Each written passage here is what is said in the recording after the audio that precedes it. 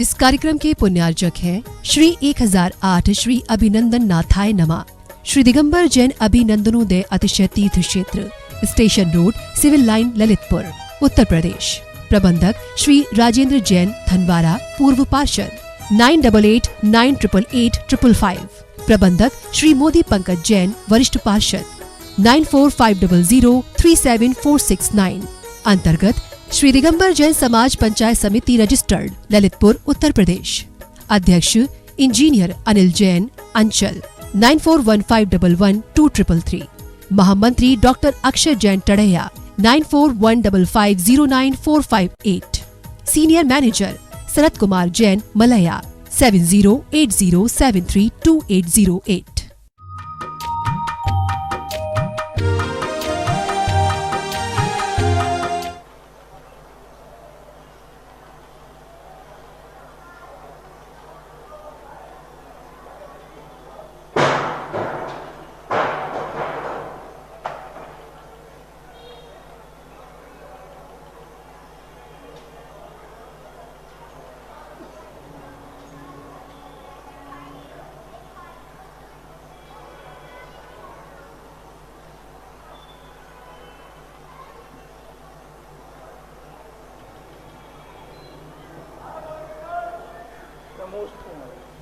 नमोस्तु महराश्री, नमोस्तु महराश्री, नमोस्तु महराश्री। इक्षामी महराश्री, इक्षामी महराश्री, इक्षामी महराश्री।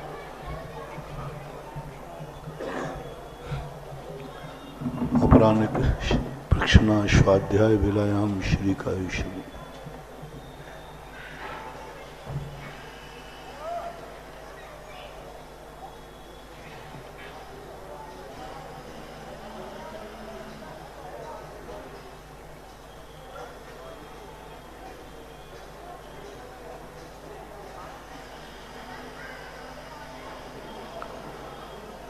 नमो अरिहन्तार्णं,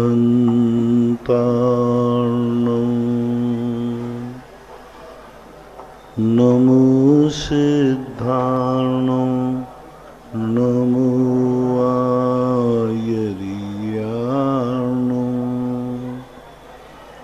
नमो वज्रायार्णं, नमो सर्वशाहूर्णं।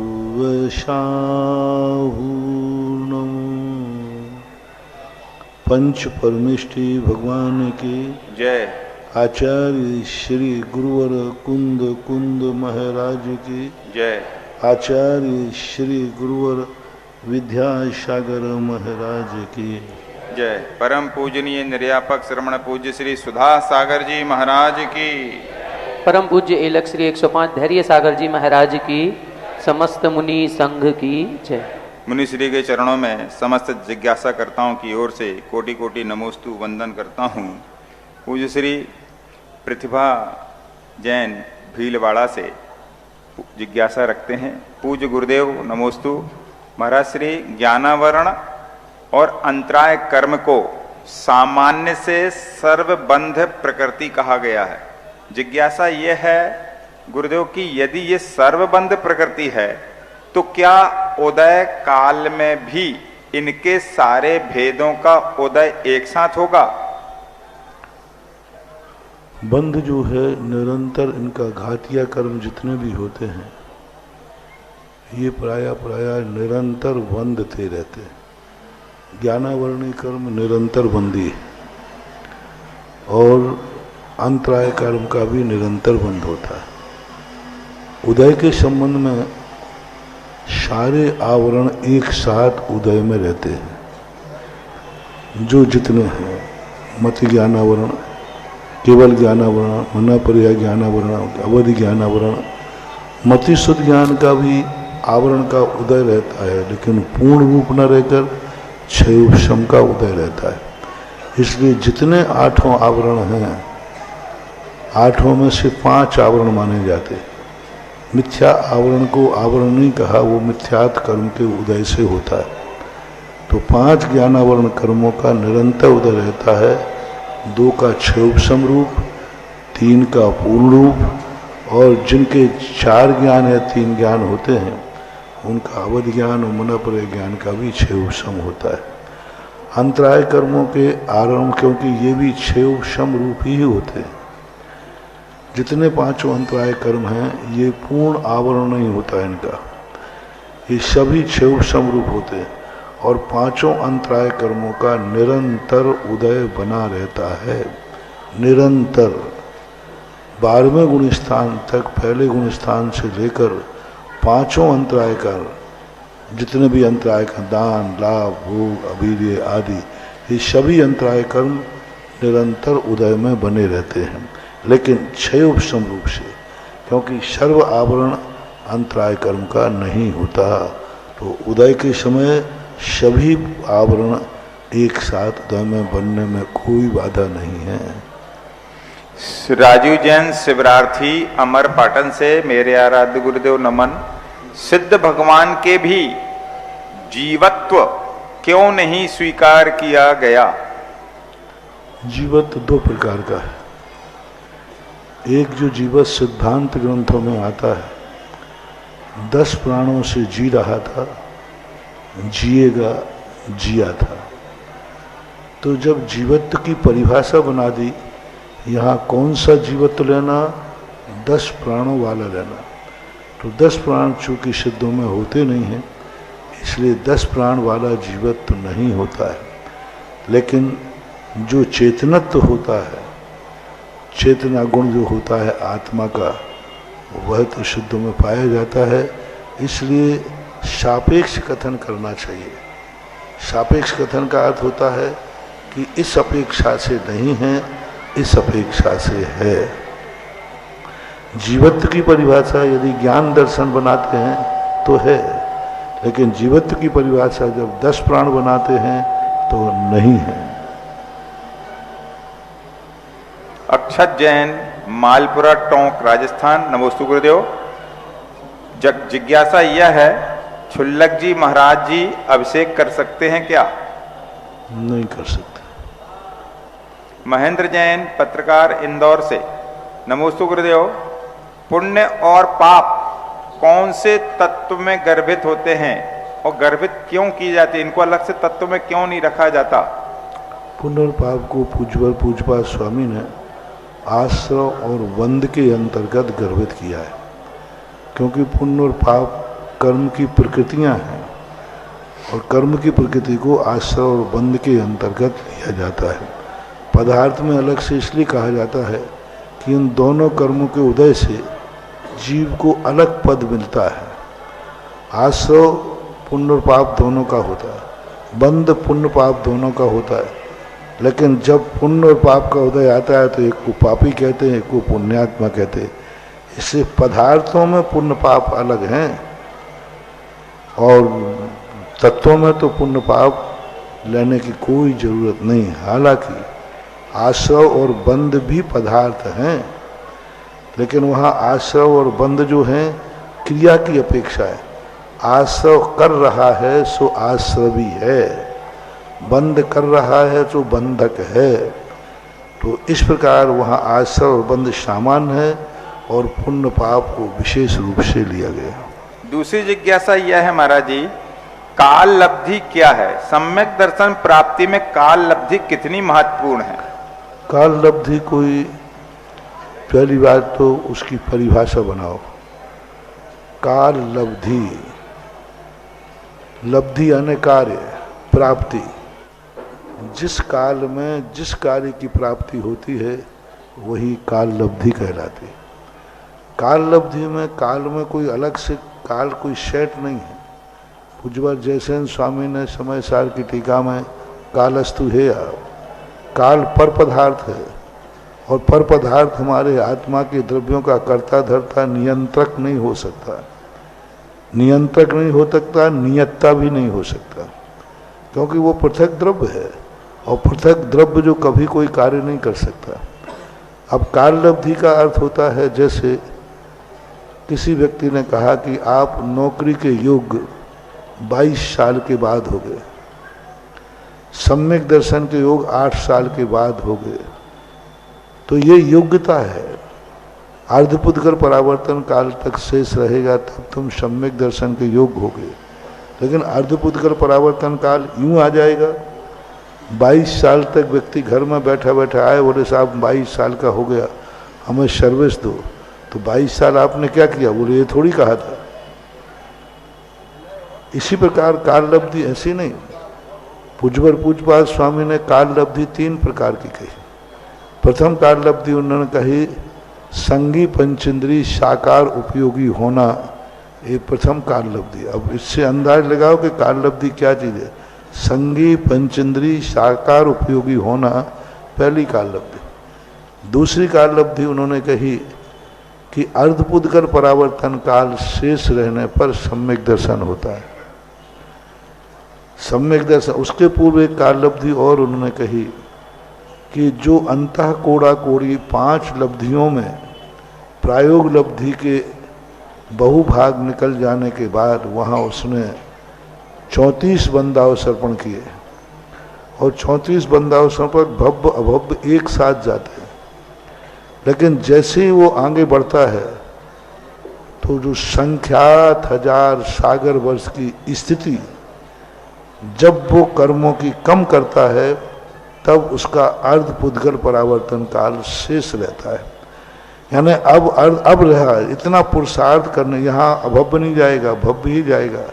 और जिसने यही स्थिति कम कर दी वो सम्यक दर्शन होगा ही, लौट नहीं सकता। अब ऐसी स्थिति में अब इसका अर्धपुद्गल परावर्तन काल शेष रहा, एक बात। दूसरी बात, यदि कोई लोग ये कहें कि नहीं वो तो जब अनंत संसार में अर्धपुद्गल परावर्तन काल शेष रहता है तभी उसका सम्यक दर्शन होता है, तो फिर पूज्यवर वीरसेन स्वामी महाराज श्री धवला जी के अंदर कहते हैं अर्धपुद्गल परावर्तन का जघन्य काल अंतर मुहूर्त है और उत्कृष्ट काल असंख्यात 24 ही है। तो अब काल कहाँ नियत रहा, किसका कितना? अनादि यदि अर्धपुद्गल परावर्तन काल है, यदि हम पूरे असंख्यात 24 ही लेते हैं तो हमारे शास्त्रों में ऐसा उल्लेख आया, अनादि मिथ्या दृष्टि एक अंतर मुहूर्त में सम्यक दर्शन ज्ञान चारित्र प्राप्त करके मोक्ष चला गया। तो अर्धपुद्गल परावर्तन का काल का नियम कहाँ रहा? भरत चक्रवर्ती के 923 पुत्र निगोष से निकल के आए थे, अनादि मिथ्या दृष्टि थे, एक साथ उन्होंने दीक्षा ली और उसी भाव में उन्होंने मोक्ष किया। यदि अर्धपुद्गल परावर्तन का काल असंख्यात 24 ही माना जाए तो वो तो एक ही भाव में मोक्ष चले गया, निगोष से निकल कर। तो ये जो काल लब्धि का अर्थ है, जो जिस समय जैसा होना है वैसा होगा, ये मानना एक प्रकार का नियतवाद है। और नियतवाद 363 मतों में एक मत है। किसी भी आगम में ऐसी नियतवाद की ज़्यादा चर्चाएं नहीं है।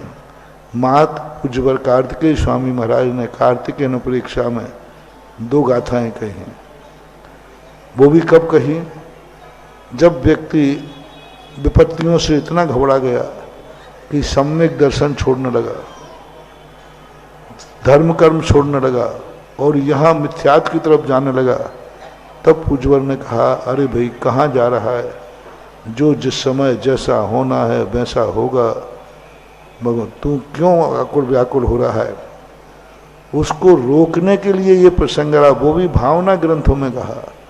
पूज्यवर कुंदकुंज स्वामी जी ने, पूज्यवर समंत भद्र महाराज, पूज्यवर उमा स्वामी जैसे महाराज जो प्रकांड इस युग के आद्य आचार्य, कलिकाल सर्वज्ञ माने जाते हैं, उन्होंने कभी इन शब्दों का प्रयोग नहीं किया।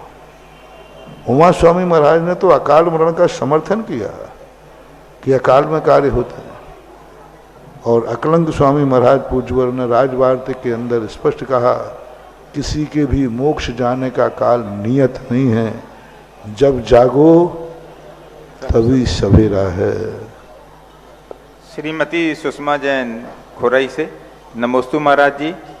महाराज जी, मौन व्रत को सबसे बड़ा व्रत माना गया है, कृपया बताने की कृपा करें कहाँ कहाँ मौन को व्रत माना जाएगा? 12 व्रतों में मौन व्रत को कहाँ रखा जाएगा? मौन नाम का कोई व्रत तो है नहीं। मौन जरूर आया है, मौन व्रत शब्द हमने आगम में नहीं सुना। ये अपन लोग बोल लेते हैं, लेकिन मौन को व्रत संज्ञा जैन आगम में तो नहीं। और मौन तो जितना रहो, हमारे यहाँ मनोगुप्ती है, वचन गुप्ती है, काय गुप्ती है। वचन गुप्ती और भाषा समिति, इन दो का प्रयोग किया है। बोलो तो हित मित प्रिय वचन बोलो, जिससे सामने वाले को संतुष्टि मिले, और नहीं तो मौन रहो। मौन यानी वचन गुप्ती में रहो।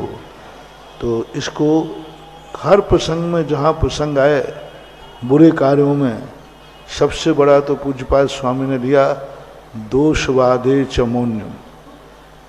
जहाँ दोषों पर विसंवाद हो वहाँ मौन धारण करना चाहिए। गलत कार्यों में हमेशा मौन धारण करना चाहिए। और गांधी जी के 3 बंदर तो प्रसिद्ध ही हैं, बुरा मत देखो, बुरा मत सुनो, बुरा मत बोलो। मौन अच्छा है, लेकिन कभी कभी मौन अपृष्ठे अभिवक्तव्यम सुसिद्धांतार्थ विप्लवे। पूज्यवर सुखचंद महाराज कहते हैं, जहाँ धर्म का, क्रिया का नाश होने लग जाए, वहाँ बिना बोले बुलवाए ही कोई ना भी कहे तो भी बोलना चाहिए, धर्म की रक्षार्थ और धर्मात्मा की रक्षार्थ। एडवोकेट विजय जैन खुरई से, नमोस्तु महाराज जी। महाराज श्री, चारण रिद्धिधारी सप्त ऋषि में से कौन से होते हैं? चारण रिद्धिधारी, चारण रिद्धिधारी सप्त ऋषि कौन होते हैं? चारण रिद्धिधारी और तप रिद्धि में तो कोई अंतर, समष्टि नहीं बैठी। तप रिद्धि अलग है, चारण टोटल 7 रिद्धियां होती हैं संग्रहण से, उन्हीं के भेद करके 4864 रिद्धियां होती हैं। उसमें एक तप रिद्धि अलग है। सप्त ऋषि में से कौन से चारण रिद्धिधारी? तप्त रिद्धि भी तप में आएगी, रिद्धि में नहीं आएगी। रिद्धि अलग चीज है, रिद्धि अलग है। आकाशगामिनी विद्या है, तंतुचारण है, आदि आदि ये जो हैं, धूमचारण है, अग्निचारण है, ये सब चारण रिद्धि। चारण रिद्धियों के भेद अलग हैं। तप्त रिद्धि चारण रिद्धि में नहीं आती है। इंजीनियर विकास जैन भोपाल से, नमोस्तु महाराज श्री। महाराज श्री, ऐसा नियम क्या उचित है कि मैं खाने पीने, पहनने, ओढ़ने, चलने फिरने आदि में जो वस्तु सामग्री उपयोग में आती है, इसके अलावा मेरी सारी वस्तुओं का त्याग, ऐसा क्या नियम ले सकते हैं? अब ऐसे में तो तुम्हारे पता नहीं क्या क्या सारी अटैची उपयोग में आती है। उपयोग का निर्धारण करना पड़ेगा। ऐसे हमारे जो उपयोग में आते हैं, जो उपयोग में तो आने क्या, जो तुम्हारे लिए महाराज जी हमारी थाली में जो आ जाएगा वो खाएंगे, तो वो तो सभी आ जाएगा। अब हम नियम ले ले में जो श्रावक देगा वो हम ले लेंगे, तो बोलो हमारा क्या त्याग माना जाएगा? श्रावक क्या क्या देगा, और मामला गड़बड़ हो जाए तो वो तो आलू भी दे दे तो क्या करोगे? कुछ भी दे सकता है।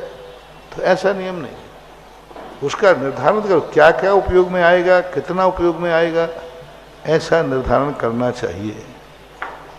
अरविंद कुमार शास्त्री सांगानेर जयपुर से, हम सभी के उद्धारक गुरुदेव के चरणों में नमोस्तु। महाराज श्री, रत्नकरण श्रावकाचार में आया है, जिसको मनुष्य गति, त्र्यंच गति, नरक गति का बंध हो जाता है, उसके अंतिम समय में समाधि मरण के या नियम व्रत लेने के भाव नहीं होते। केवल देवगति का बंध जिनको हो उनके ही संयम के भाव होते हैं। क्या यह नियामक है, निश्चित है, या इसमें चारित मोहिनी कर्म के कारण से है? पूज्यवर नमीचंद महाराज ने श्री गोमठ सार के अंदर इसको नियामक कारण कहा कि इन गतियों आयुओं का बंद होने के बाद उसके व्रत लेने के भाव होते ही नहीं है, ऐसा नियामक कारण है। कपिल जैन रहली पटनागंज से, नमोस्तु महाराज जी। आज से 80 कोड़ा कोड़ी सागर के बाद कोई जीव किस पर्याय में रहेगा, ये रहस्य केवली भगवान नहीं जान सकते, ऐसा आगम में निषेध कथन नहीं आया है।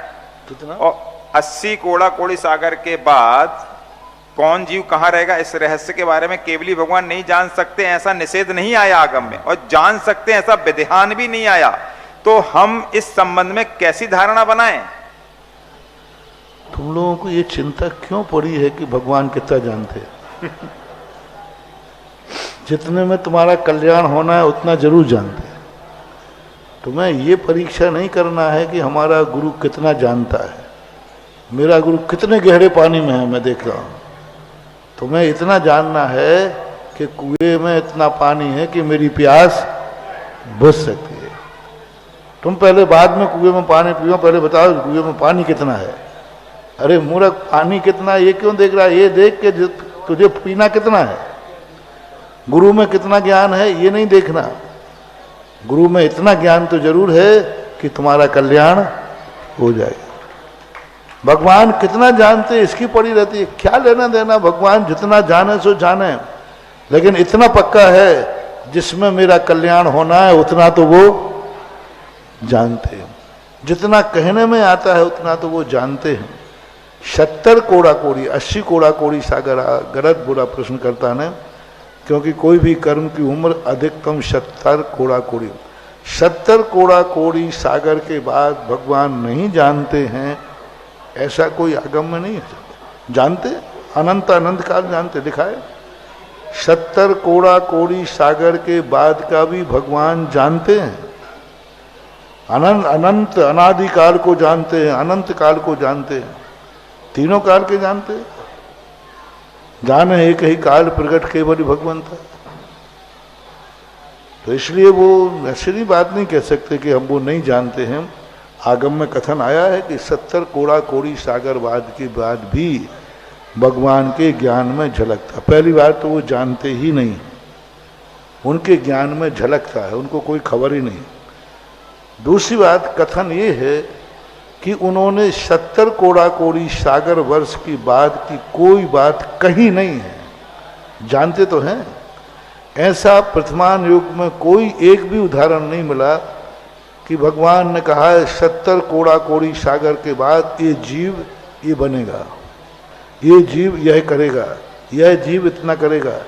जितने उनके उवाच हैं, जितने उनके कथन हैं, जितनी कथाएं हैं, चाहे वो मारीच हो, चाहे वो दीपायन मुनि हो, चाहे अथवा और कोई भी वर्तमान युग के कथन हो, कोई भी कथा 70 कोड़ा कोड़ी सागर वर्ष के बाद की कोई कथा नहीं मिली कि आज भगवान घोषणा कर रहे हैं कि 70 कोड़ा कोड़ी सागर व्यतीत होने के बाद ये जीव फलाने स्थान पर जन्म लेगा, ये होगा। ऐसा मुझे वर्तमान योग की कोई कथा नहीं मिली। मारीच के जीव की मिलती है 1 कोड़ा कोड़ी सागर, और कर्मों की स्थिति है 70 कोड़ा कोड़ी सागर। तो 70 कोड़ा कोड़ी सागर में 1 कोड़ा कोड़ी सागर तो कितना हुआ? 1 भाग हुआ। तो ये कथन है। तो वो कथन की अपेक्षा से आपको कहना चाहिए, जानने की अपेक्षा तो भगवान त्रिकाल अनंत पर्यायों को जानते हैं। ऑनलाइन जिज्ञासाओं के पश्चात जिनवाणी चैनल, सुधा कलश चैनल और आदिनाथ चैनल के समक्ष विराजित सभी मुनि भक्तों की ओर से और साक्षात यहाँ पर गुरु चरणों में विराजित सभी मुनि भक्तों की ओर से पूज्य मुनि श्री के चरणों में बारंबार नमोस्तु नमोस्तु नमोस्तु। पूज्य इलक श्री के चरणों में बारंबार इक्षामी इक्षामी इक्षामी। आज के जिज्ञासा समाधान कार्यक्रम में प्रथम जिज्ञासा रखेंगे श्रीमान विकास जी नायक। इसके बाद तैयार रहें श्रीमती ममता जैन आजादपुरा।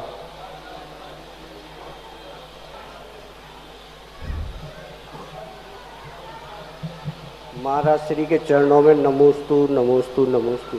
महाराज श्री, मेरी जिज्ञासा है, जो घर में फोटो वगैरह रखी रहती है भगवान की, शास्त्र और जो कैलेंडर, तो उनको ऐसा क्या करें कि अपन को दोष ना लगे? कैलेंडर और जो फोटो है ना घर पर होती है महाराज जी, तो उसका कैसा क्या करें? फट जाने के बाद नहीं, वो खराब हो जाती है महाराज जी। खराब हो जाती है? हाँ हाँ हाँ। महाराज के शरीर में से आत्मा निकल जाती तो महाराज के शरीर का क्या करते हो? जला देते हैं महाराज। बस, तो दोष तो नहीं लगेगा महाराज जी को? कह दिया ना, इशारा कर दिया। नमोस्तु महाराज। इसके बाद जिज्ञासा करें जब महाराज के शरीर को ही जला देते हो, वो तो महाराज की फोटो ही है। श्रीमती ममता जैन आजादपुरा, जिसका नाम बोलें पहले खड़े हो जाएं, माइक अपने हाथ में ले लें। इसके बाद तैयार रहें श्रीमान मनीष जी मंगू पहलवान।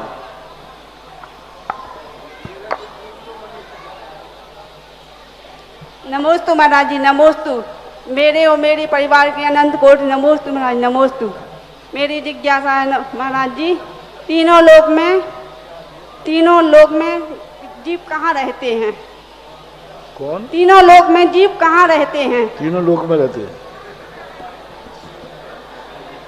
जिज्ञासा करें श्रीमान मनीष जी मंगू। इसके बाद तैयार रहें श्रीमती सुगंधी जैन चिरमिरी।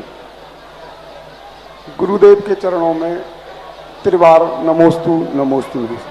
हे गुरुदेव, मेरा जिज्ञासा है, महापुराण में एक गाथा है, व्रत चिन्हम ददत सूत्रम। गुरुदेव, महापुराण में जिन पहली बार पकड़ रहे, आवाज साफ नहीं आ रही। हे गुरुदेव, महापुराण में एक गाथा है, व्रत चिन्हम ददत सूत्रम। गुरुदेव, महापुराण में जिन मोक्षगामी पुरुषों का चित्रण किया गया है, उनके शरीर में यज्ञोपवीत का वर्णन किया गया है।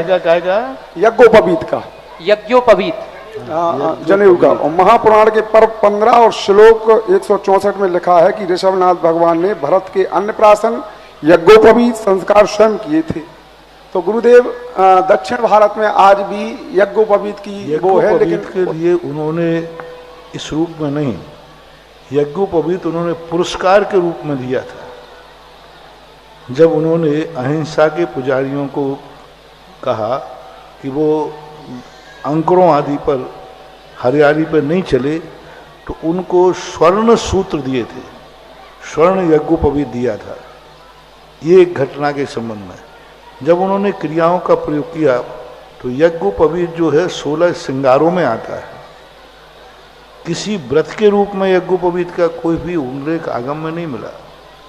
यज्ञोपवीत है, लेकिन यज्ञोपवीत का कोई व्रत नहीं। काय के रूप में पहने, किस रूप में, क्या पहचान है उसकी, किस रूप में है, ऐसा कोई वर्णन नहीं। बस एक स्वर्ण सूत्र का उल्लेख मिलता है। और यज्ञोपवीत 16 श्रृंगारों में भी आता है। और जो संस्कारों की बात कही गई, तो वो जिस कार्य को हम करते हैं उस कार्य करने के लिए संकल्प किया जाता है। जैसे आप विधान करते हैं तो 10 दिन के लिए यज्ञोपवीत धारण करने का अर्थ वो संकल्प है। ये जो रक्षा सूत्र आप बांधते हैं, इसका कोई उल्लेख नहीं है। यज्ञोपवीत पहनना ही आपका संकल्प है। और जैसे ही विधान खत्म हो गया, वो जनेऊ उतार देते हैं। किसी व्रत के प्रतीक में, किसी नियम के प्रतीक में ऐसा कोई उल्लेख हमें शास्त्रों में ठोस रूप से नहीं मिला। महापुराण में एक संस्कार के रूप में दिया है, प्रत्येक व्यक्ति को यज्ञोपवीत धारण करना चाहिए, ऐसा कोई उल्लेख उसमें नहीं। इसके बाद जिज्ञासा करें श्रीमती सुगंधी जैन चिरमिरी। तैयार रहेंगे श्रीमान अरविंद भैया जी नई बस्ती। नमोस्तु मुनिश्री, नमोस्तु मुनिश्री, नमोस्तु मुनिश्री। हमारे सारे परिवार की बेटा बहू और बेटी दवान सबकी नमोस्तु महाराज जी। हमारी जिज्ञासा ये है कि हम रायपुर में रहते हैं महाराज श्री, 7 प्रतिमा है, तो हमारे घर में सारे में बहुत अंधेरा है महाराज श्री। तो हम अपना स्वयं का भोजन भी लाइट जला के बनाते हैं और लाइट जला के करते हैं। बनना तो नहीं चाहिए महाराज श्री, इसीलिए मैं क्या कहूँ, उजेला मंगाओ कहीं से, छत पर से कोई पाइप वगैरह डाल करके, कोई कांच वगैरह लगा करके उजेले का इंतजाम करो। कहीं से भी नेचुरल उजेला हो तो ही अच्छा है, क्योंकि इसमें जीवों का गिरना निश्चित है। यदि लाइट जलाते हुए आप कोई सब्जी बनाएंगे, उसमें नियम से कोई जीवों का पतन होना निश्चित है। उसके लिए कोई व्यवस्था करो, व्यवस्था हो सकती है। आजकल तो कई किराए का मकान है, नई नई टेक्नोलॉजी चल गई, कांच की ईंटें आती हैं, वो छत पे लगा लेने से उजिला आ सकता है। इसके बाद जिज्ञासा करें अरविंद भैया जी नई बस्ती। तैयार रहेंगी ब्रह्मचारिणी अर्चना दीदी जी चिरमिरी। इसके बाद एक ऑडियो से जिज्ञासा आई महाराज श्री नारेली मिश्री लाल जी गदिया, उसको तैयार रखें। हे गुरुवर नमोस्तु नमोस्तु नमोस्तु। हे गुरुवर, हमने आपसे एक नियम लिया था, जिनेंद्र देव के दर्शन के बिना भोजन पानी नहीं करेंगे। फिर आपसे पूछा भी था कि यदि कहीं देव दर्शन ना मिले तो क्या करें, तो आपने कहा था एक बार ऐसा हो जाने तो फिर बताएंगे। तो ये समाधान चाहते। एक बार राजगिरी से लौटते समय 36 घंटे सफर में हो गए थे, फिर हमने उपवास कर लिया था, तो ऐसे में क्या किया जाए? हमारा बढ़िया कर लिया था, पूछने की जरूरत नहीं, यही थे। यदि हम पहले बता देते तो आप कुछ ना कुछ खा लेते, इसलिए नहीं बताया। बढ़िया उपवास कर लिया, इस बहाने से उपवास हो गया। चलने दो उपवास जब तक चल रहे हैं, किसी दिन गड़बड़ कर लेना तो बता देना। ठीक है जी, नमस्ते। जिज्ञासा करें ब्रह्मचारिणी अर्चना दीदी जी चिरमिरी, और इसके बाद तैयार रहेंगे श्रीमान संजय जी ककड़ारी। ऑडियो तैयार रखें भैया। पिछली बार हमारे बीच में हमारे बुंदेलखंड जैन समाज के गौरव, पूरे भारत देश के जैन रत्न, पूर्व ग्रामीण विकास राज्य मंत्री परम आदरणीय प्रदीप जी आदित्य जी आए थे और एक कल्प वृक्ष में एक 9 कलश की राशि से जिन प्रतिमा की घोषणा की थी, आज उनकी पत्नी श्रीमती रीता जी एवं श्री विष्णु कुमार जी, प्रदीप जैन आदित्य जी की धर्म पत्नी हमारे बीच में हैं। आमंत्रित करता हूं आएं और आज वो उस जिन बिंब के विराजमान करने की जो 9 कलश की राशि थी आज समर्पित करने आई हैं। आएं और समर्पित करें। साथ में आदरणीय प्रदीप जी के साड़ू भाई भी हमारे बीच में हैं, वो भी आज भक्ति कलश की यहाँ घोषणा उनकी हो रही है। श्री अरविंद जी, सविता जी, आकाश, पूजा, अर्पित, अनु, मार्दव, सुरभि, परदी, साड़ूमल, सिंघई परिवार ललितपुर। और एक और भक्ति कलश की घोषणा ब्रह्मचारिणी नीता दीदी, चारू, मेरू, आदिश, अरु, पुरु, जयवंत, धनगोल वाले सत भैया परिवार ललितपुर। आपने भी एक भक्ति कलश की घोषणा की है। श्री अजय जैन गिट्टू जखौरा, अध्यक्ष जैन समाज ललितपुर, आपने सेरोंजी में भी संरक्षक बनने का सौभाग्य हासिल किया है। आए श्रीफल अर्पित करें। और हमारे विजय जी जैन लागोन, जो जैन मिलन वाले क्षेत्रीय मंत्री हैं, एक उन्होंने अपनी 5 लाख की घोषणा की थी और एक और उनके बड़े भाई सिंघई जय कुमार जैन मिर्जापुर वाले USA, श्री प्रवासी नागपुर एवं श्रीमती दयाबाई, श्री प्रमोद कुमार जैन इंजीनियर USA, सुश्री मीनल जैन, आपने भी 5 कलश की राशि से सेरोन जी का सदस्य बनने की घोषणा की है। आए और श्रीफल अर्पित करेंगे। विजय जी, श्री अनिल कुमार, बीरेंद्र कुमार, सुनील कुमार, जय श्री जैन, सतना जैन, सेरोन जी, आपने चढ़ाना नहीं, देना नहीं तो मामला गड़बड़ हो जाएगा। हाँ, फिर वो निर्माल हो जाएगा, दोबारा ले लेंगे हम आपसे। और इसके ये सेरोन जी के लिए आपने संरक्षक बनने की घोषणा की है। कुछ नाम और हैं सेरोन जी के, मैं इसके बाद बोलूंगा। जब तक जिज्ञासा करें दीदी, जिज्ञासा करिए। नमोस्तु महर्षि, नमोस्तु महर्षि। महर्षि, सिद्ध शिला और सिद्ध भूमि दोनों में क्या अंतर है? सिद्ध शिला और सिद्ध भूमि में दोनों में क्या अंतर? सिद्ध शिला और सिद्ध भूमि, सिद्ध भूमि, सिद्ध क्षेत्र कहो, सिद्ध शिला और सिद्ध क्षेत्र। सिद्ध शिला जो है 45 लाख प्रमाण पृथ्वी काय जीवों से बनी हुई स्फटिक मणि की है। सिद्ध शिला से कई योजन जाने के बाद फिर सिद्ध क्षेत्र आता है। सिद्ध शिला ऐसी है, सिद्ध भगवान ऐसे हैं। सिद्ध शिला नीचे रह जाती है। सिद्ध क्षेत्र जो है अंतिम बाल उदय से लेकर 525 धनुष प्रमाण ही सिद्ध क्षेत्र माना जाता है। सिद्ध शिला उससे काफ़ी नीचे है, 12 योजन कुछ ऐसे नीचे बताते हैं। तो उतने नीचे तो सिद्ध शिला एक नीचे है, भगवान सिद्ध शिला को छूते नहीं है, काफ़ी नीचे है, ऐसा मान। नमोस्तु महर्षि। इसके बाद ऑडियो में श्रीमान मिश्री लाल जी गदिया नारेली, तैयार रहेंगे श्रीमान संजय जी ककड़ारी, और इसके बाद श्रीमती नीता जी अशोकनगर। पूज्य निर्यापक समान मुनि पुंगव ज्ञानोदय तीर्थ क्षेत्र के जनक के श्री चरणों में मेरा नमोस्तु नमोस्तु नमोस्तु। पूज्य गुरुवर, आज ज्ञानोदय तीर्थ क्षेत्र पर जो सुधा सागर सभागार का निर्माण हुआ है, जिसके पुण्यार्जक आपके आशीर्वाद से सहर्ष अध्यक्ष श्री मनीष जी गदिया परिवार ने सौभाग्य प्राप्त किया है, जिसका लोकार्पण दिनांक 2 अक्टूबर को सालाना कलशाभिषेक में होने जा रहा है। आपसे निवेदन है, ऐसे दानदातार परिवार को आप आशीर्वचन व आशीर्वाद प्रदान करें। मिश्रीलाल गदिया, ज्ञानोदय, अजमेर। देखो, जिसकी आज घोषणा हुई वो एक अद्भुत कहानी है। बुंदेलखंड से जब राजस्थान में 1994 में पहुंचे, तब वो ज्ञानोदय तीर्थ क्षेत्र की स्थापना हुई।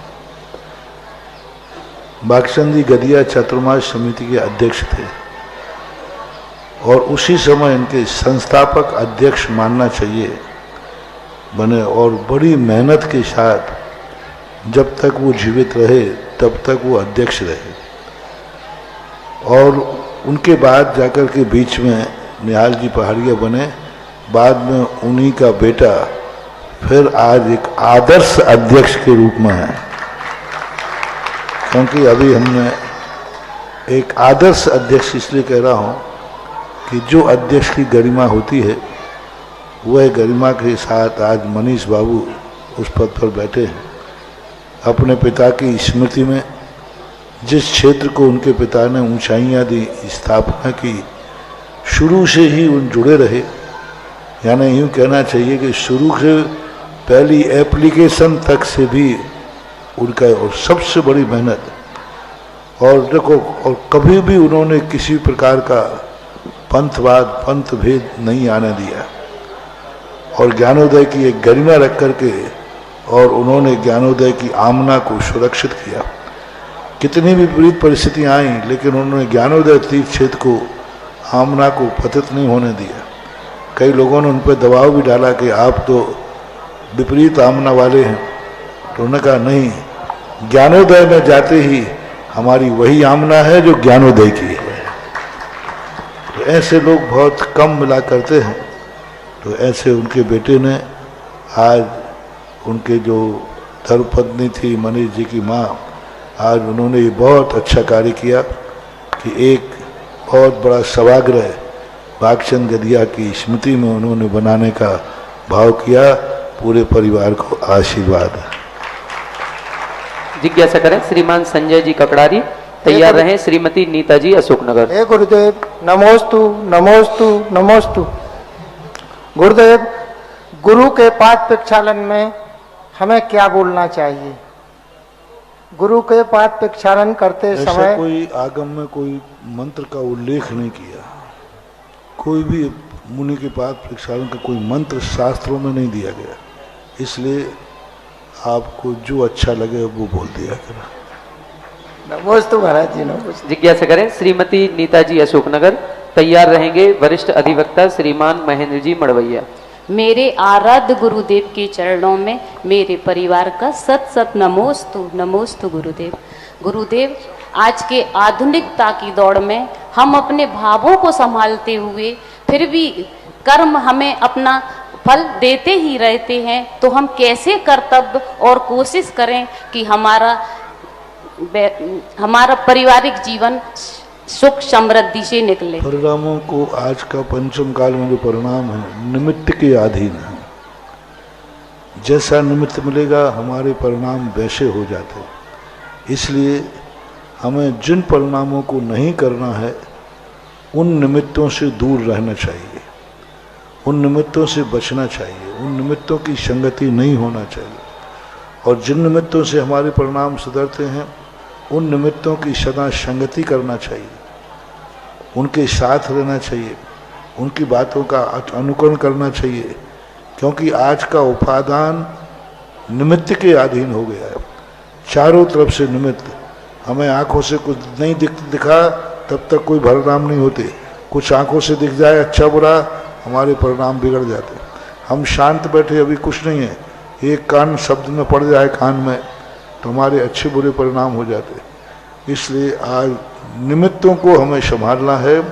निमित्त को यदि हम पहचान गए और उनके साथ हमारा जो संबंध है उस संबंध को ही यदि सीमित रहें तो गृहस्थी भी चल जाएगी, संसार भी चल जाएगा और संसार के विपरीत परिणतियों से, संसार के कीचड़ के कलंक से भी बच जाएंगे।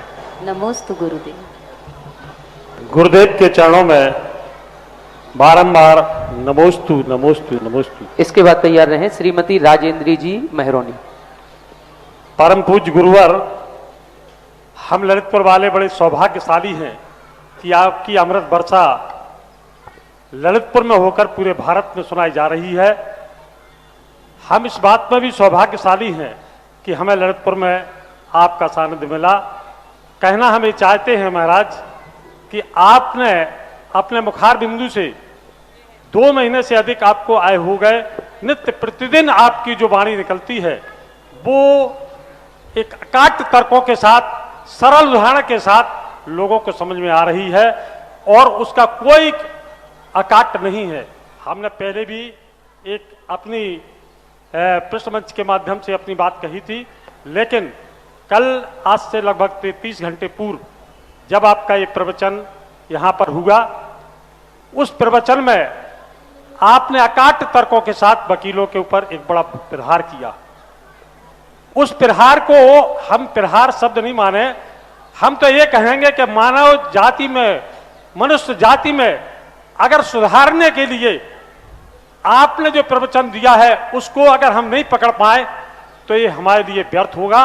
और जो आपने बात पूरी प्रणाली, एक वकालत की पूरी प्रणाली को यहाँ लोगों के सामने उदाहरण के साथ पेश किया, मैं समझता हूं कि अभी 30% वकील भी उस प्रणाली को नहीं जानते होंगे। जो आपने प्रणाली के अंदर एक एक बात को पूरे भारत में वकीलों ने सुनी होगी, एक एक बात को किस सरल उदाहरणों के साथ आपने अकाट तर्कों के साथ बताई और ये भी बताया कि वास्तव में हमें अगर सुधारना है तो किस तरह से वकालत करना चाहिए। उस समय हमारे मन में एक दो बात निकली। कहना ये चाहते कि महाराज जी, जब से आप आए हैं आपने ललितपुर में एक अनेक इतिहास बना दिए। ये ललितपुर वालों के लिए बड़ा सौभाग्य, नित्य प्रतिदिन इतिहास बन रहा है। आज भी सवेरे आपने कहा था कि जो आपकी वाणी निकलती है वो इतिहास में बदल जाती है। तो हम क्यों ना ये बात कहें कि मैं आग हूं, यानी वकालत खराब है, मैं आग हूं और आगे से मेरा बैर है। मैं आग हूं और आगे से मेरा बैर है, मेरी रगों में खून नहीं तो क्या मिट्टी का तेल है। मैं परम पूज्य महाराज जी, मैं ये कहना चाहता हूं कि वो सौभाग्य भी आपने जब एक इन्वर्टेड कॉमाज में कह रहा हूं कि आपने जब ये कहा था कि भारत में कोई ऐसा वकील नहीं है जो इस बात को कहे कि हम केवल उन लोगों की ही वकालत करेंगे जिनकी जानकारी हमें नहीं हो कि ये गलत है। मैं आज आपके सामने करबद्ध निवेदन करता हुआ अपने को समर्पण करता हूं और आज तक की सारी गलतियों को मैं पूरी समर्पित भावना के साथ क्षमा याचना करता हूं, दंड लेने के लिए भी स्वीकार हूं और निवेदन करता हूं कि आज के बाद हम अपनी वकालत में जिसको ये जानते हैं कि ये आदमी गलत है, इस आदमी ने जबरदस्ती किसी के जायदाद हड़पना चाहता है या किसी को मारा पीटा है और उसको दोषी करार करा रहा है, तो मैं उसकी वकालत नहीं करूंगा। आशीर्वाद देने की कृपा करें महाराज। जय हो। और इतिहास हमारा ये ललितपुर का भी हमारा कायम रहे इस बात में कि ललितपुर में करीब 12 से 15 से वकील हैं, जिनमें 5 से वकील जैन हैं। और मैं उस इतिहास को ललितपुर से ही उठाना चाहता हूं कि वकीलों में महाराज जी पुनरावृत्ति ना हो कि कोई वकील ऐसा नहीं निकला। महाराज जी, मैं अपने को समर्पित करता हूं और दंड लेने की। देखो भाई, भारत के यदि सारे वकीले नियम ले लें कि जो अपराधी है वस्तुतः उसकी कोई वकालत नहीं करेगा तो 50% अपराध अपने आप खत्म हो जाएंगे। मालूम है वकालत किसने मर्डर किया है, मालूम है कि इसने डकैती डाली, सबको मालूम है, फिर भी हम उसको बचाने के लिए लड़ रहे हैं। नहीं मालूम पे तो कोई बात नहीं, मालूम है कि वकालत है फिर भी लड़ रहे हैं, फिर भी हम अदालत को गुमराह कर रहे हैं, फिर भी हम कानून को मजाक उड़ा रहे हैं और उससे तर्क वितर्क करके हम जिता देते हैं कई बार, क्योंकि न्यायपूर्ण केसों में हमें फीस कम मिलती है, अन्याय केसों में ज़्यादा मिलती है।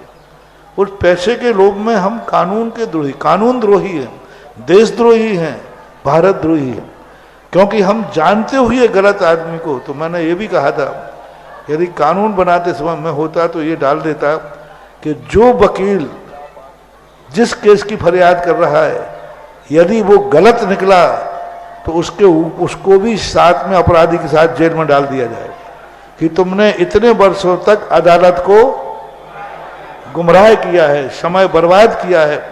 विस्तार से मैंने परसों प्रवचन में कहा था कितना बड़ा अदालत को टाइम बर्बाद किया तुमने। तुम जानते थे कि ये गलत है, इसने किया है ऐसा अपराध। तो मेरा तो यही वकीलों से कहना है कि जिस कार्य में बिल्कुल स्पष्ट है कि इसने अपराध किया है, ऐसे केसों की रोटी मत खाओ, ऐसे केसों की फीस मत लो, ऐसे केसों को बचाने का प्रयास मत करो, अन्यथा तुमने कोई अपराध नहीं किया है तो भी तुम अपराध करने वाले के बराबर के अपराधी हो। जो अपराध कर रहा है और एक अपराधी को बचा रहा है, दोनों अपराध की कोटि में आते हैं। मैंने कहा था कि कोई वकील ही शायद ऐसा नियम ले, लेकिन जब मुंह से निकला है तो कोई ना कोई तो होगा। जय हो। हमने पहले ही कहा कि मुंह से निकला है तो कोई ना कोई तो कहलवा रहा है। अब मड़वैया जी की नियति कहलवा रही थी, बाबा जी आप बोलो तो सही, कोई खड़ा होगा। तो आज एक खड़े हुए, कल 11, और सारे वकीलों से मेरा कहना है, मैं ये नहीं कह रहा हूं कि न्याय मत कराओ, जिसके साथ अन्याय हो रहा है, जो जिसने गलती नहीं की है उसको बचाना ही चाहिए, लेकिन अपराधी को बचाना ये नहीं हो तो इससे अपराध बहुत कम हो जाएंगे, बहुत कम हो जाएंगे। बहुत अच्छा वकील साहब, कम से कम प्रवचन की जो हमारी परिभाषा है कि मेरा प्रवचन कभी निरर्थक नहीं जाता, तो परसों का प्रवचन भी सार्थक हो गया। इसके बाद जिज्ञासा करें श्रीमती राजेंद्री जी मेहरोनी, तैयार रहेंगे श्रीमान रमेश जी गदिया गांधीधाम। आज के पूज्य गुरुवर के पावन आहार दान का सौभाग्य हमारे धनवारा परिवार को मिला है। पंचायत समिति के ऑडिटर हैं हमारे भाई जिनेन्द्र जी, श्रीमान नरेंद्र कुमार, जिनेन्द्र कुमार, कोमल चंद जी, वीरेंद्र कुमार, इंजीनियर अमित, ब्रह्मचारिणी अंकित, इंजीनियर अनूप, हर्ष जैन, शुभ जैन, नीतीश एवं समस्त धनवारा परिवार, आपने अपने भक्ति कलश की राशि को सर्वोदय कलश की राशि में परिवर्तित किया है और 1 लाख रुपए आपने के परिवार द्वारा सांगानेर के लिए भी दान की घोषणा की गई है। आए और गुरुवर के चरणों में श्रीफल अर्पित कर आशीर्वाद लें। शेरोन जी के लिए और भी हमारे संरक्षक सदस्य के नाम आए हैं। श्रीमती सावित्री जैन, अध्यापिका मातेश्वरी, अरुण कुमार, अजय कुमार जैन, एडवोकेट शेरोन वाले, श्रीमान उदय चंद जी, अध्यापक प्रफुल्ल कुमार, प्रदीप कुमार, निलय जी, खुशहाल जी देलवारा वाले, श्रीमान सतीश जी, सरिता जैन, साकेत जैन, सचिन जैन देवरान वाले, श्रीमान वीरचंद जी, विपिन कुमार सराफ, नीतू सराफ, न्यू नूतन ज्वेलर्स परिवार ललितपुर, पूर्व शिक्षा मंत्री श्री हीरा लाल जी जैन, मिथिलेश जैन, इंजीनियर प्रभात जैन, अनुभूति जैन, इंजीनियर अभिषेक, शिखा जैन, श्रीमती विद्या जैन, मातेश्वरी, राजेंद्र जैन, राजू, मधु जैन, अर्जुन जैन, जड़ी बूटी, मीना जैन, अभिषेक जैन, प्रिंसी जैन, जड़ी बूटी परिवार द्वारा एक परिवार से 2 सदस्यों की घोषणा की है। श्री कुलदीप कुमार, राजीव कुमार, संदीप कुमार, राजेश्वर, अभिराज जैन, एडीएम गौतम बुद्ध नगर यूपी, समस्त परिवार जखौरा, ये नामों की घोषणा और आई है। पूज्य गुरुदेव की चरण सन्निधि में शेरोन जी का कायाकल्प निश्चित रूप से होगा। ये तीर्थ भी आज पूरा इंटरनेशनल तीर्थ हो गया है। रोज हमारे पास नाम आ रहे हैं। जिनकी भी भावना हो ऐसा ऐतिहासिक और पुराना अक्षय क्षेत्र पूरे विकास की जो बाट जो हो रहा था पिछले कई वर्षों से, सबके विकास हो गए, ये रुका था। इसके जो भी सदस्य बनना चाहते हो वो आए और अपने नामों की घोषणा दें, जिससे ये हमारा क्षेत्र भी एक वर्तमान में ऊंचाइयों को छुए, ऐसी भावना है। जिज्ञासा कर। गुरुवर जी के चरणों में कोट सा नमन। गुरुवर हमारा प्रश्न सर्वार सिद्धि ग्रंथ से है, उसमें आचार्य पूतपाद स्वामी जी ने अपगत वेदी शब्द लिया है।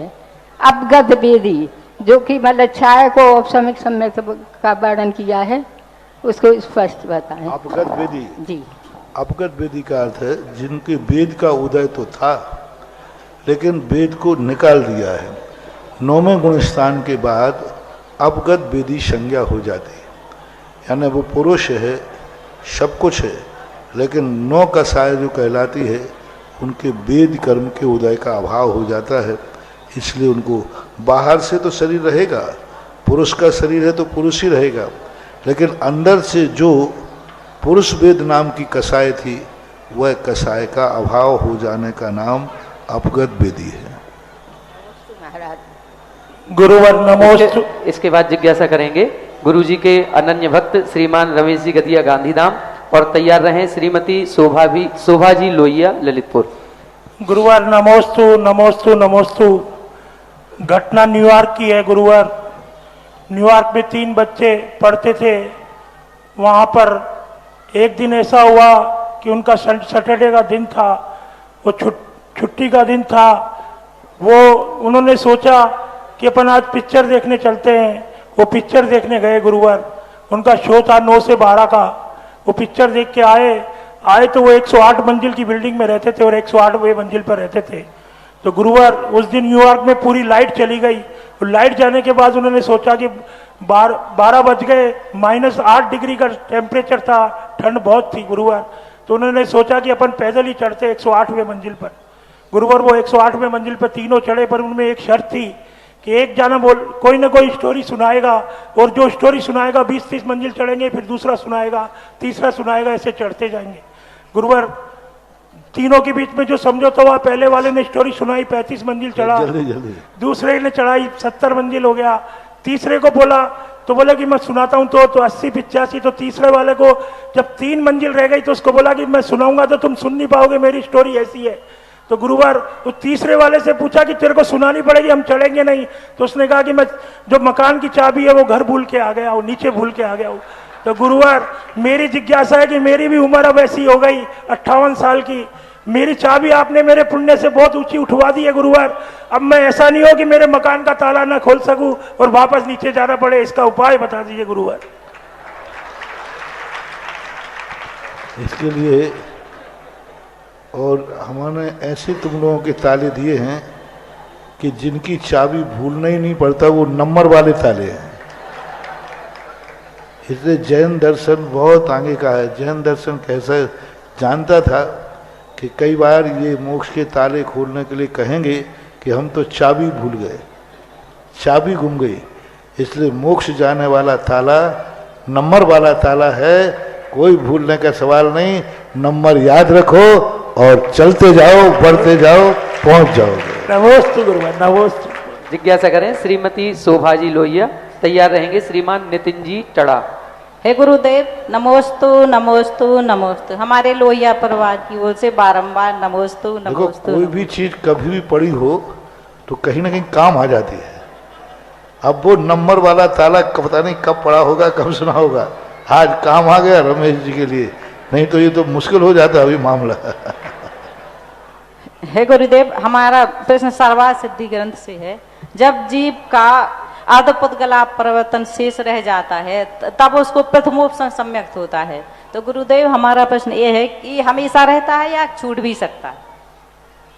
प्रथमोपसम सम्यक हो जाता है तो ये हमेशा रहता है या कभी छूट भी सकता है? प्रथमोपसम सम्यक दर्शन का काल अंतर मुहूर्त मात्र प्रमाण रहता है, तो अंतर मुहूर्त बात तो छूटता ही है। अब ये दो बातें होती हैं, वह छोड़ करके मिथ्यात्व में भी जा सकता है और अपना परिवर्तन करके क्षयोपशम सम्यक दृष्टि भी बन जाता है। ज़्यादातर जीव उपशम सम्यक दृष्टि, क्षयोपशम सम्यक दृष्टि ज़्यादा बनते हैं। उपशम सम्यक दर्शन से मिथ्यात्व में गिरने वाले जीवों की संख्या बहुत कम है, क्योंकि उपशम सम्यक दर्शन में इतना विशुद्ध भाव होता है कि वो क्षयोपशम में पहुंच जाते हैं। एक स्थान पर जरूर ये कहा है कि पहली बार जो सम्यक दर्शन प्राप्त करते हैं उनको एक अंतर मुहूर्त के नियम से मिथ्यात्व में जाना ही पड़ता है, अनादि मिथ्या दृष्टि को। लेकिन शादी मिथ्या दृष्टियों में सम्यक दर्शन क्षयोपशम रह सकता है, प्रथमोपशम सम्यक दर्शन तो एक अंतर मुहूर्त के बाद छूटता ही है। नमोस्तु। जिज्ञासा करेंगे श्री नितिन जी, इसके बाद तैयार रहें श्रीमती सविता जी। एक और परम संरक्षक 5 कलश की राशि से एक हमारे पंचायत समिति के प्रबंधक श्री सीलचंद जी, सुबोध कुमार जी मड़ावरा वाले, प्रबंधक श्री पार्श्वनाथ दिगंबर जैन मंदिर नई बस्ती द्वारा भी अक्षय सतोदय तीर्थ क्षेत्र सेरोन जी के परम संरक्षक बनने का सौभाग्य हासिल किया है, उनके लिए धन्यवाद। जिज्ञासा करें नितिन जी। मुनि श्री के चरणों में टड़ा जैन समाज की ओर से दरबार नमोस्तु नमोस्तु नमोस्तु।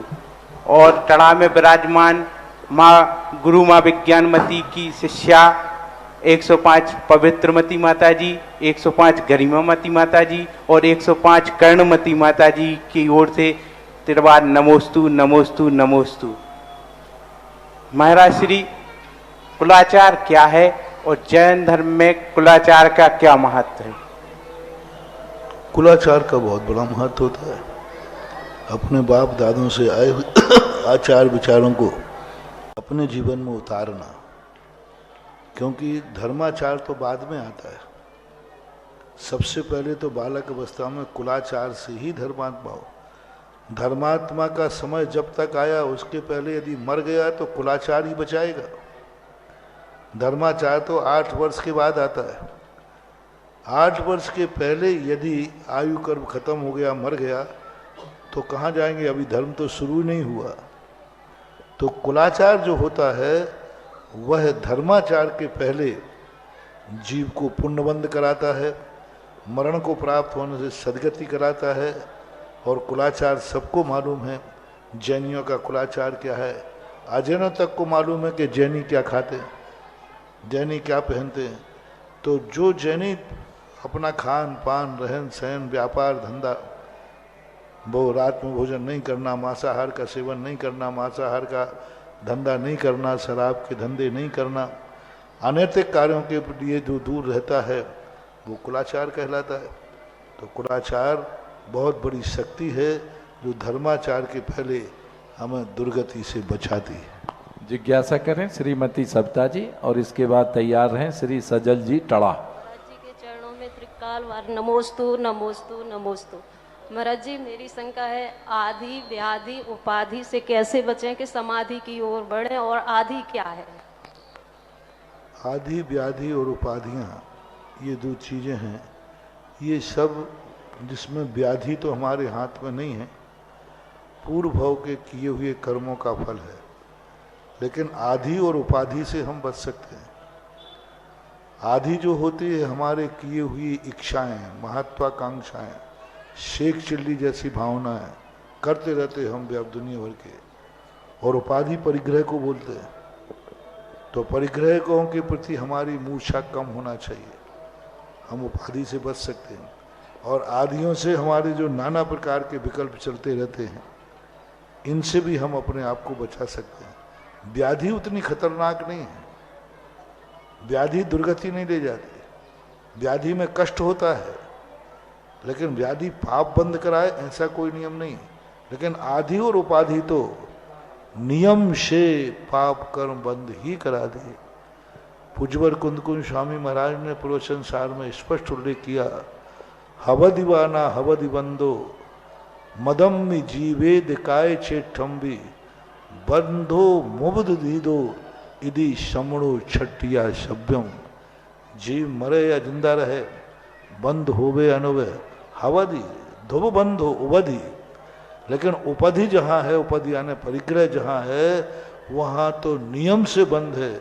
इति शमणो छटिया शब्दम। इसलिए श्रवण ने सबसे पहले उपाधि का त्याग किया। इसलिए उपाधि नियम से बंध का कारण है और आदि बंध का कारण है। इन 2 को यदि हम बचा लेते हैं तो व्याधि बनी भी रहेगी, तो हमारे लिए समाधि बिगड़ने वाली नहीं है। व्याधि समाधि बिगाड़ती नहीं है, व्याधियों में समाधि बिगड़ती नहीं है।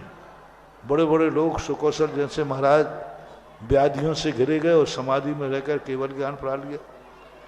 सुकुमार मुनि व्याधि से घिरे हुए समाधि में लीन होकर चले गए। तो व्याधि हमारी समाधि नहीं बिगाड़ती है, समाधि बिगाड़ने वाली है आदि और उपाधि। इन दोनों से बचना चाहिए। जिज्ञासा करेंगे श्री सजल जी टड़ा, और इसके बाद तैयार रहें श्रीमती कल्पना मोदी घीवाली। सजल जी टड़ा नहीं है, इसके बाद श्री विजय जी जैन मिलन।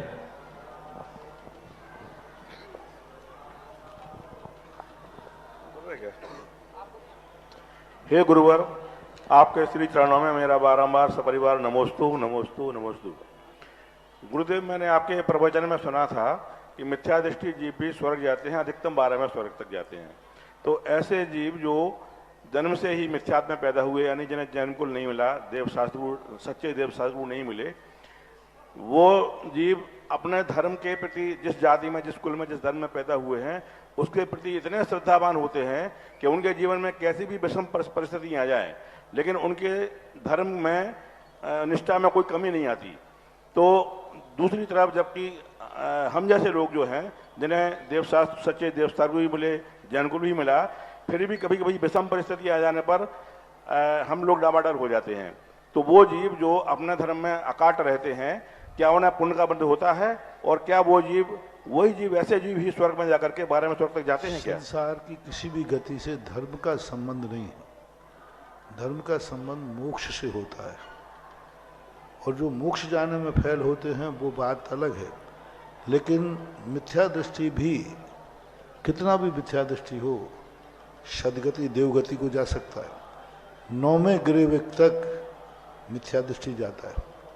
12वें जिनकी आप बात कर रहे हैं, ऐसे गृहीत मिथ्या दृष्टि भी 12वें स्वर्ग तक जाती। गृहीत मिथ्या दृष्टि, परिव्राजक आदि ये 12वें स्वर्ग तक जाते हैं, क्योंकि उनके परिणाम मंद होते हैं, कसाएं मंद होती हैं, और उनकी आए हुए कुल परंपरा से वो धर्म को मानते हैं। इसलिए उनकी कसायों की तीव्रता न होने से 12वें स्वर्ग तक वो जा सकते हैं। यानी अन्य जो भली कैसे भी मान रहे हैं, लेकिन उनके मान रहे तो ऐसा आगम में कोई बाधा नहीं। मोक्ष नहीं होगा संसार में, ऊंचाई पे 12वां स्वर्ग उनका अंतिम है। आज के कार्यक्रम की अंतिम जिज्ञासा करेंगे श्रीमती कल्पना मोदी जी। इसके बाद तैयार रहेंगी श्रीमती बबीता बड़कुल खुरई। जगत पूज मुनिवर के चरणों में सपरिवार सहित कोटि सा नमोस्तु नमोस्तु नमोस्तु। हे मुनिवर, मेरा प्रश्न है कि चक्रवर्ती अपनी विजय गाथा विश्वाचल पर्वत की एक शिला पर उत्कीर्ण करता है, परंतु उत्कीर्ण करने के लिए उसे पूर्व काल के किसी एक चक्रवर्ती का लेख मिटाना पड़ता है, और तब उनका गर्व उतर जाता है। मुझसे पहले तो अनंत चक्रवर्ती हो चुके हैं, उनका नाम भी मिट गया, मेरा भी नाम मिट जाएगा।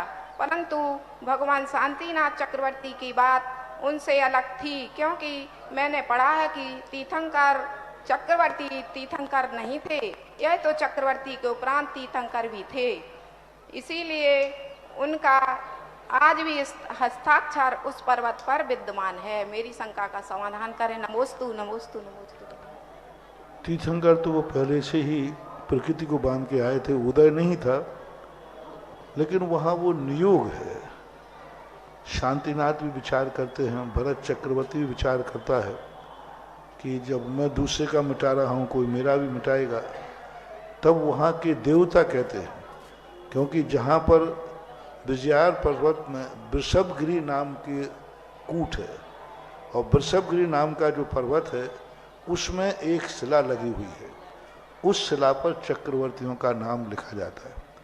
तो वहाँ जो देवता रहते हैं, पहले तो देवता लोग चक्रवर्ती को चक्रवर्ती मानते नहीं हैं, पर जब उनके चक्ररत्न उनकी शक्ति को देखते हैं, तब वो देवता विनय करते हैं कि हे राजन, आप भली न चाहें, लेकिन आपका यहाँ नियोग है कि यह नाम लिखे बिना आप आगे नहीं बढ़ सकेंगे, क्योंकि 3 खंड का राज्य अभी आपको बाकी है, 3 खंड आपने जीते हैं।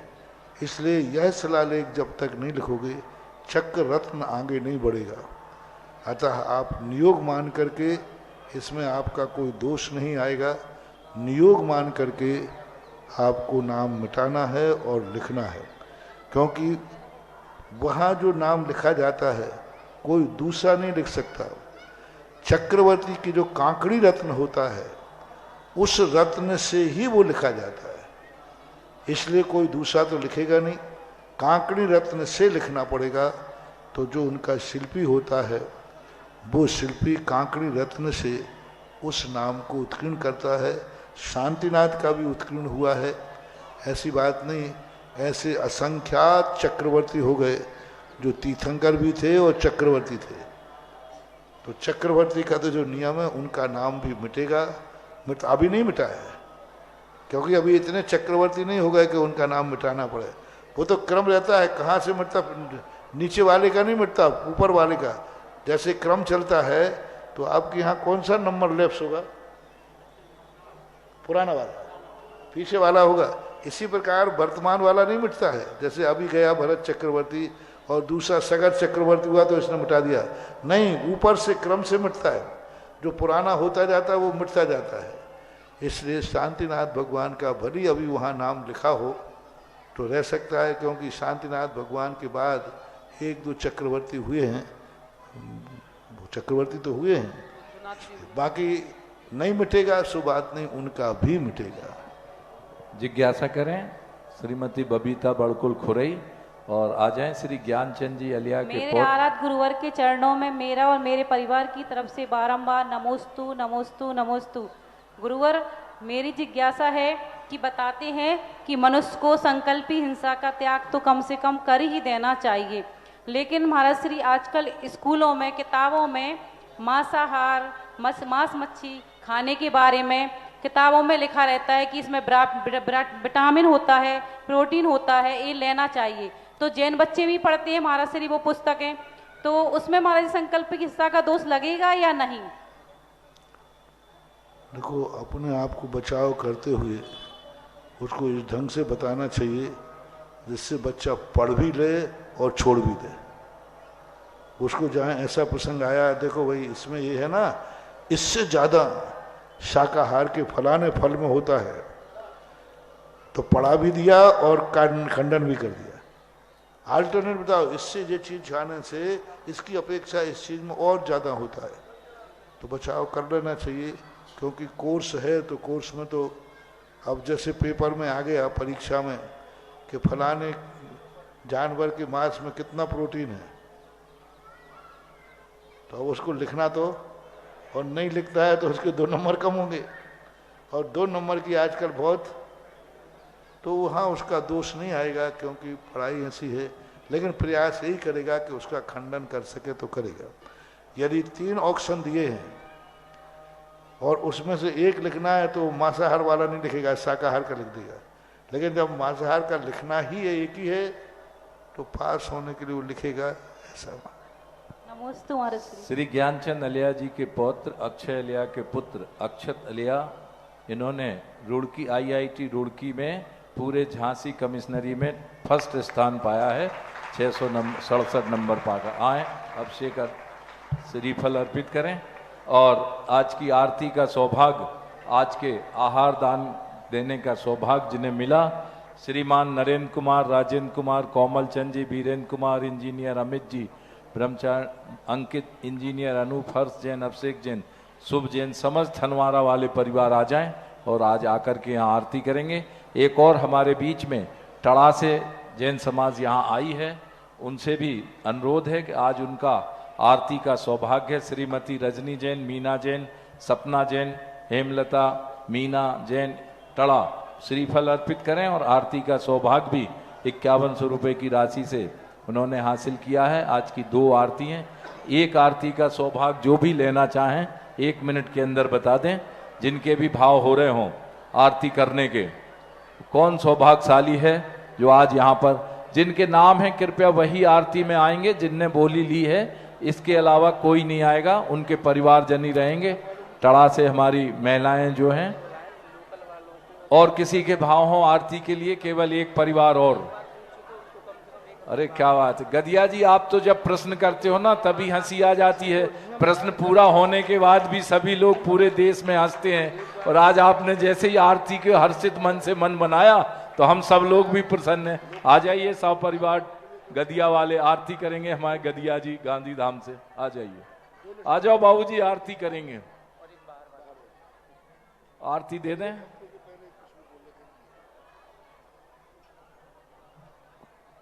जिनवाणी के ज्ञान ते शुजलोकालोक शोभाणी में स्थित धरुण सदांत। सभी 9 बार नमोकार मंत्र पढ़ लें, इसके बाद आरती लगा दीजिएगा।